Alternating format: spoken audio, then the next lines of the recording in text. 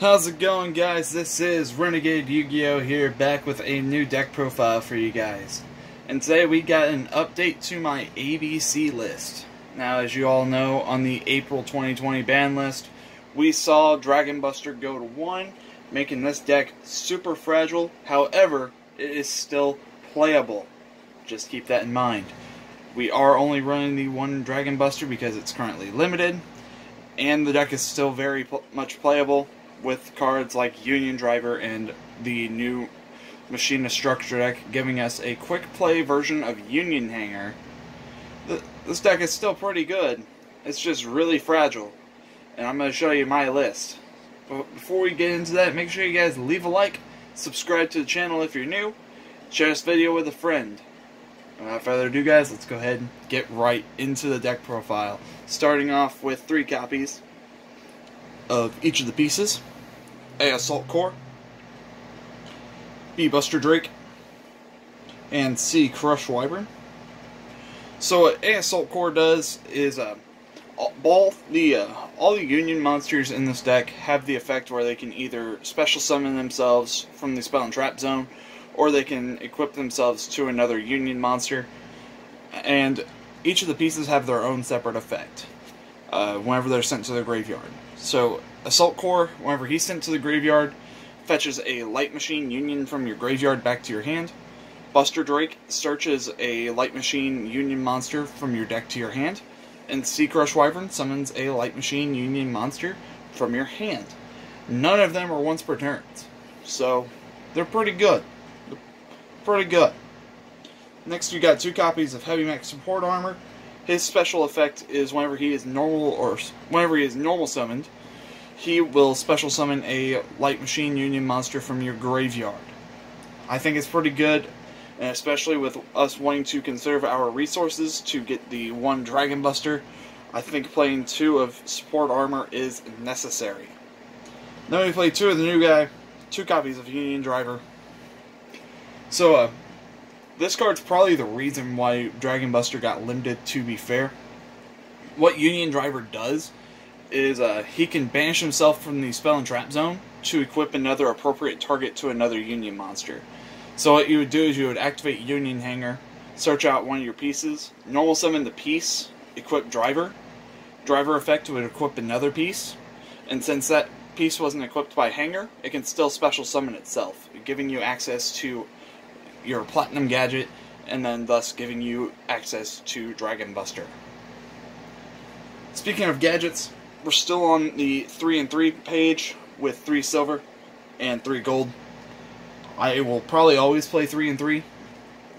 I've considered playing 2 and 2. I just never see them enough. And even with them being at 3 and 3, the deck is now more of a rank 4 deck.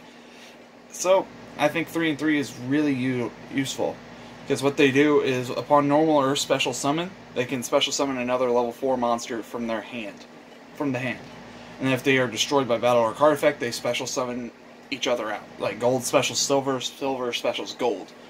So it gives you some free advantage. Then we got 3 copies of Galaxy Soldier.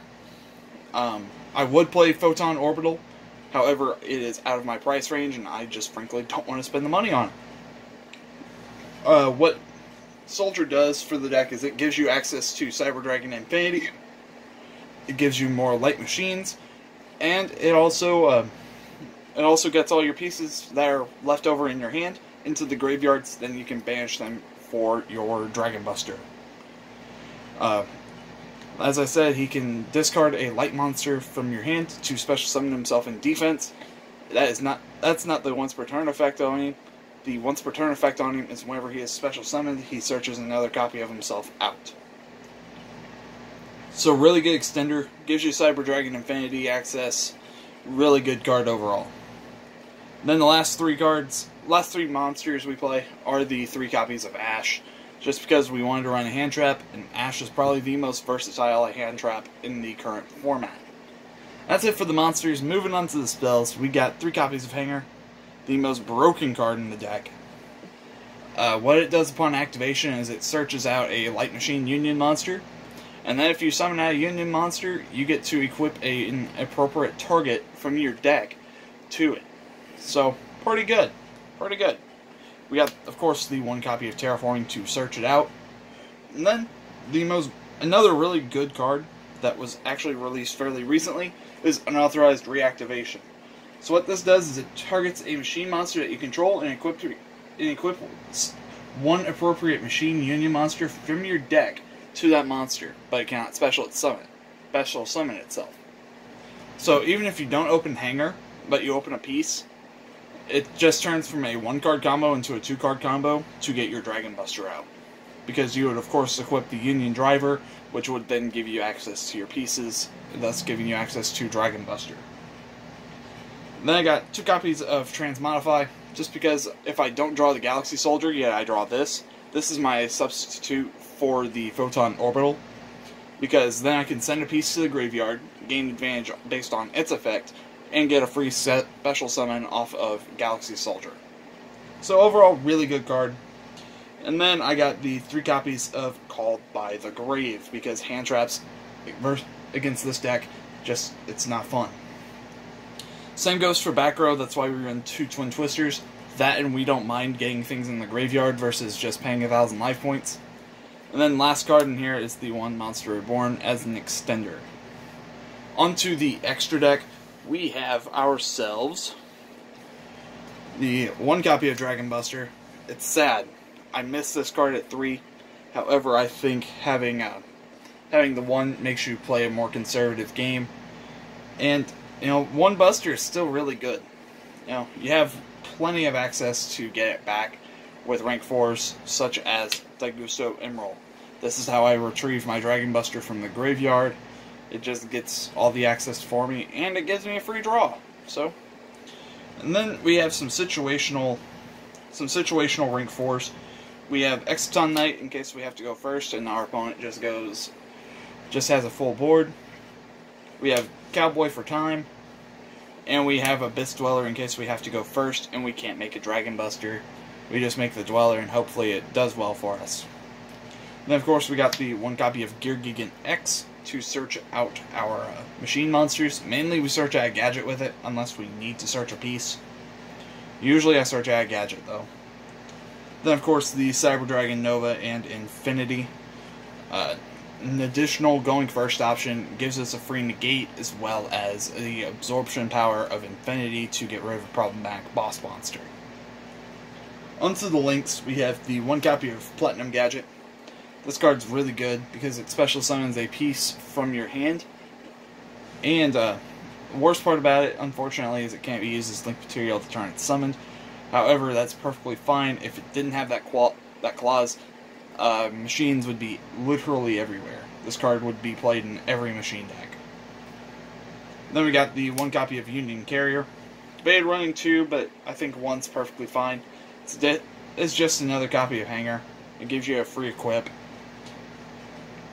We got the IP, because making an IP plus Platinum Gadget equals an Appaloosa for 2 negates. Or if you have IP and Buster, after you use Buster's effect to tribute in some of your 3 pieces, then you can go for an Appaloosa for 4.